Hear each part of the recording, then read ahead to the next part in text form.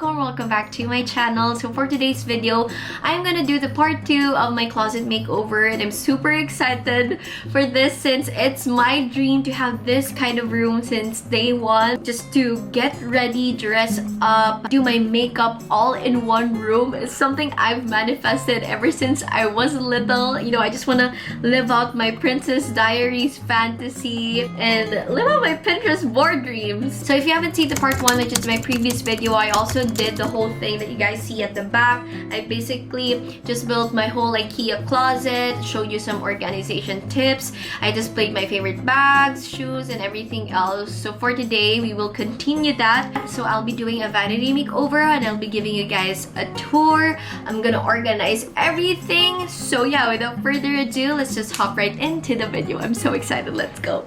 So this is the before of my vanity area. As you can see, I cleared it out. And this mirror is my latest purchase for this vanity area. And you can change the light settings if you want like the cool toned version or like the warm version or just like the normal one. And what I like about this is that it's not too hot whenever you do your makeup. You can barely feel the heat of the lights. I used to use this desk for studying, but I've decided to turn it into my vanity. This is my Alex drawer. I believe that's what you call it. It's from IKEA, and then this one is also from IKEA, and this is what my desk looks like. So I got these organizers as a set. I believe 14 pieces siya, so super sulit. And I'm going to use these to organize this drawer over here. But first things first, I have to arrange everything according to kind so this doesn't get overwhelming.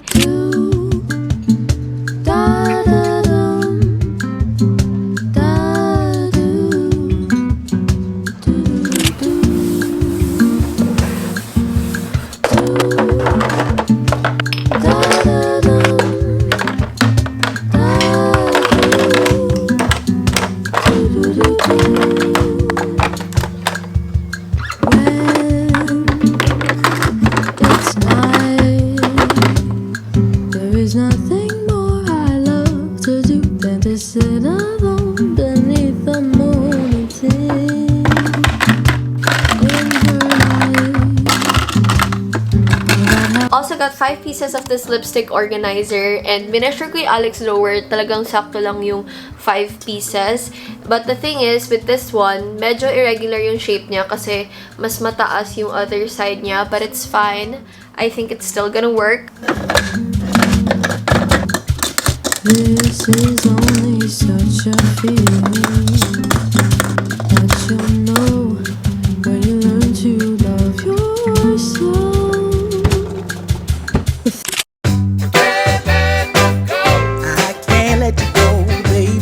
So now I am currently planning the trays I will be getting for my jewelry. As in, pumunta ko dito sa IKEA physical store because I feel like dapat kasi naka-customize to according to your need. And ang madami kasi ako is yung mga earrings and necklaces. So yun yung iti-tray ko na ganito. 1,250 isa neto. Feeling ko may mga inserts akong hindi masyado magagamit. Like for example, yung pang sunglasses or belts, ganon. I want to place them in a different organizer. I gotta tell you that I've been looking for love so true. When I was down and out, along came you. So basically, this is the situation right now. I just shoved everything in here and I can't wait to organize them.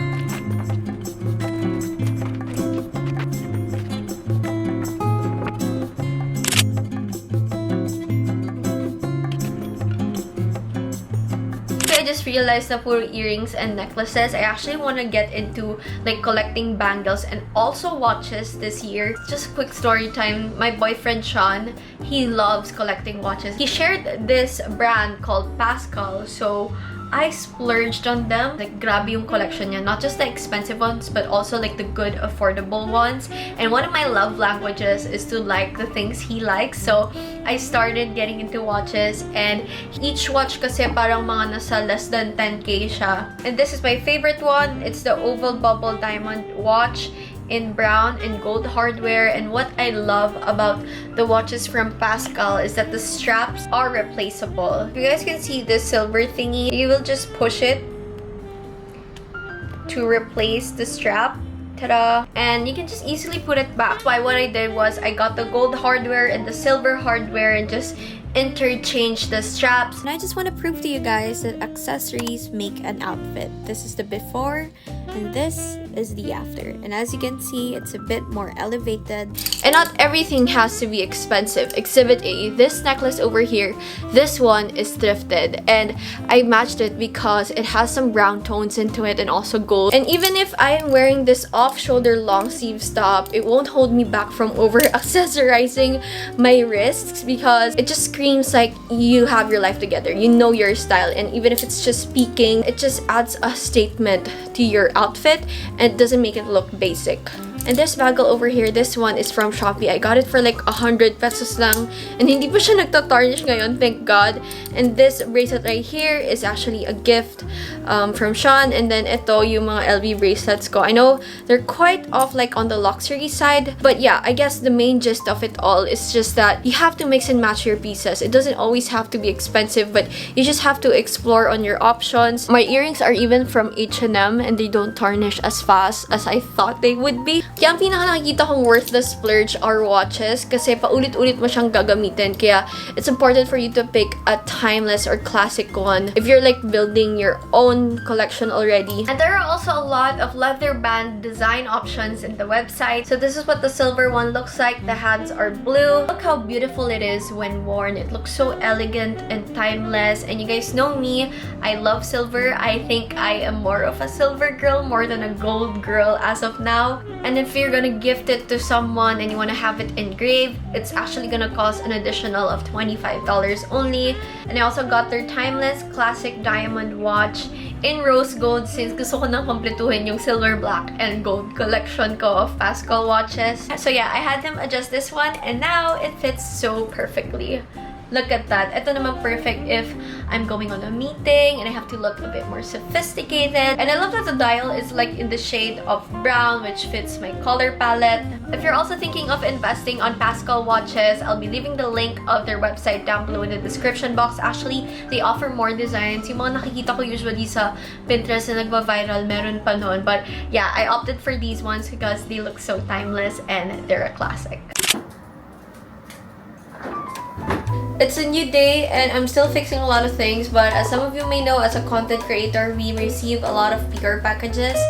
And most of the time, I do have extras, so stay tuned at the end of this video since I am doing a giveaway. I'll be picking 5 winners. So now we are on to the decorating part of this video. So I got some things online for the closet area. And first is this Carl Hansen shell chair. And actually, this is just a replica. And I've been leaning more into like the mid-century style when it comes to interior design. And I've been enjoying that because I feel like nagmamature na rin yung mga choices go when it comes to things, and I feel like adding wood into my space would add warmth and just overall feel homey. And I got this vintage Milo Bowman glass table and sobrang saya ko nung nakita ko to sa FB Marketplace because I got this from a collector for a fraction of the price. And also got this vintage TV, and mind you, this is working, and this is also from FB Marketplace. Sobrang dami ko nakikita sa FB Marketplace, sa totoo lang. And this lamp. And Sunny Technologies also gifted me something very, very special.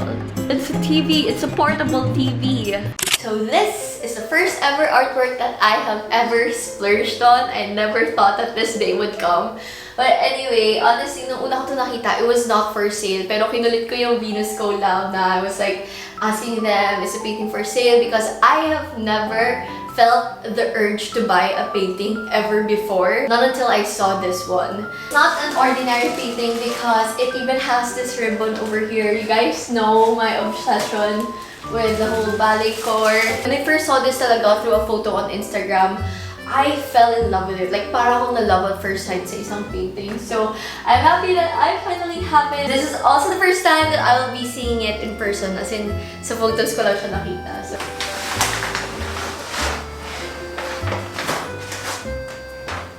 it's so pretty! And for some reason, when I look at it, it's just so empowering. You guys know that a ribbon is delicate and also beautiful, just like a woman's body. So that's how I see this painting, and I think it's perfect for my closet. And I want to put this beside my mirror so that it will serve like as a reminder for me to look at myself that way, that I'm also beautiful even if I am delicate. So yeah. And now we are on the most exciting part, which is the vanity tour. Woo!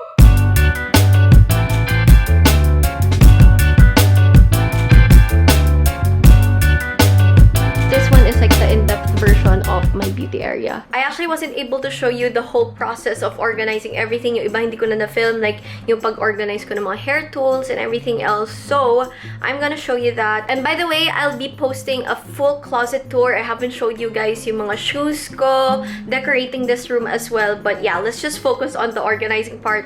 So yeah, I have so many disclaimer. Let's just get started. Just gonna show you guys this part of the room. This is where I organized all of my jewelry, as you guys saw a while ago. These are all my hoop earrings, bangles, and then over here I have my silver one, silver earrings, rings, and then these ones naman yung parang mga beads, like the playful ones, colorful ones. My statement necklaces, my watches, and then this is my hair drawer right over here. I organized my hair clamps, ribbons. All of these are my headbands.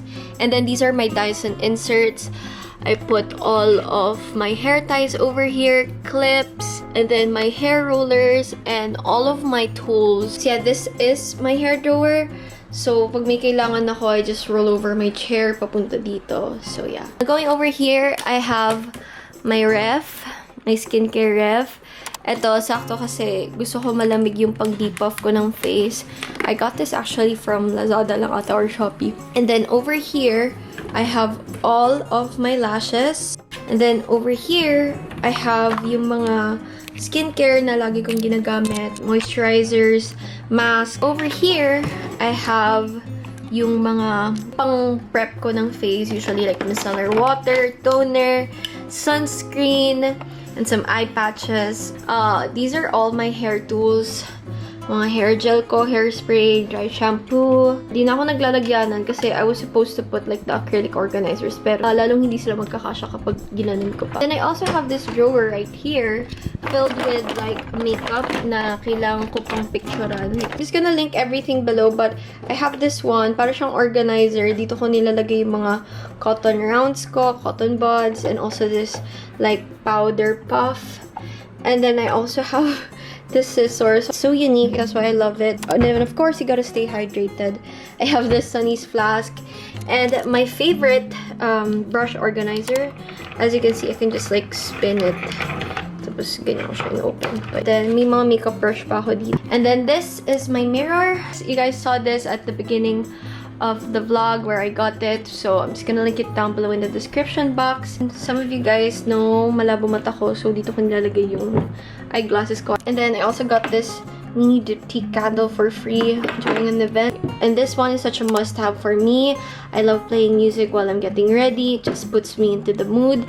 And then, ito guys, itong mirror na to, sobrang helpful niya. Kasi, may mga times kasi na parang ang hassle mag-makeup pag ganito kalayo yung mirror mo. So, I use this one. I have this vase siya actually, or I don't know, just like an organizer I found from Typo. This is where I put all my remote. Then again, this is my chair. I love that it's color pink. It just adds a pop of color into my room. And then sa Alex drawers ko, please don't mind this. I'm still not done on the first drawer, my aesthetic makeup stuff. I love looking at this drawer. I have in here my phone cases from Rode. I have like yung mga Dior ko, Chanel, Dolce & Gabbana, and like Glossier. And then over here, these are the things that I usually put on my bag. Like for example, itong mga tissue, breath spray, inhaler because I'm an asthmatic girl, And then, ito lahat ng mga alcohol ko. Para pag nagmamadali ako, mabilis lang makuha. Sama-sama na sila. And then, over here, I have all of my setting sprays. The one from Charlotte Tilbury, Issy. Tapos, ito yung mga panlinis ko rin ng brush. And then, for the next drawer, this is like an extension of my hair drawer because this is where I put most of the hair ties that I use quite often. Since sobrang kapal ng hair ko, hindi niya kaya yung mga ganito kanipis na tali. Kailangan ganito. But anyway, I also have Sanrio hair clips, some colorful Sanrio, this one, and then I use this one to put my hair away from my face. Ito rin yung ginagamit kong pang suklay kapag nagsislip on ako. And all of my hair brushes are over there. And then on this drawer, this is where I put most of my tools. Eyelash curler, sharpener, beauty blender, glue. And I also have a lot of contact lenses. As in, nag-hoard ako. Medyo naubos na nga sila at this point. But yeah, I separated them. Ito yung parang clear version. Ito yung brown. And then ito yung gray. I usually just buy 3 kinds. So yeah. And then this is like my lipstick collection. I have an assortment of bullet lipsticks, lip gloss, liquid lipsticks at the back, and yung mga matte lipsticks. May mga nilagay rin akong palettes kasi hindi na sila kasya sa ibang drawers. So, this is basically my lipstick collection. Next drawer is like my Issy palette collection. I haven't unboxed them yet, but I just put them there. And then, ito yung lahat ng mga brow products ko. These ones. And then, ito yung mga eyeliner ko. And then, eyebrow products again. And then, my lip balm, my lip contour stuff, and my lip liners. And then, over here is my blush and contour and highlighter drawer. So, for mga Lucky Beauty, Sunny's Face, Ready, Set, Glow, Issy, of course. One body shimmer from Tavian. Sobrang bango nito. And then, ito yung mga highlighter ko. This one's super cute. And some of my palettes as well are here. I just put them in there. Usually mga ano to, pang contour and mga blushes. So yeah. And last but definitely not the least is my base drawer. I have in here all of my foundation. I'm a huge fan of this Estee Lauder one. Then yung Issy ko. I also have some skin sticks and skin tint. Dito lahat ng mga powder ko. All of my concealers over here. Color corrector ko are over here. Thank you so much for reaching till the end of this video. And as a surprise, I am doing a giveaway to 5 winners. I actually organized 5 makeup loot bags for 5 winners. So all you have to do is follow the mechanics over here or down below in the description box. Again, I'm still doing a full-on closet tour here on my channel. So stay tuned for that one. Thank you so much for watching, and I hope to see you on my next one. Bye!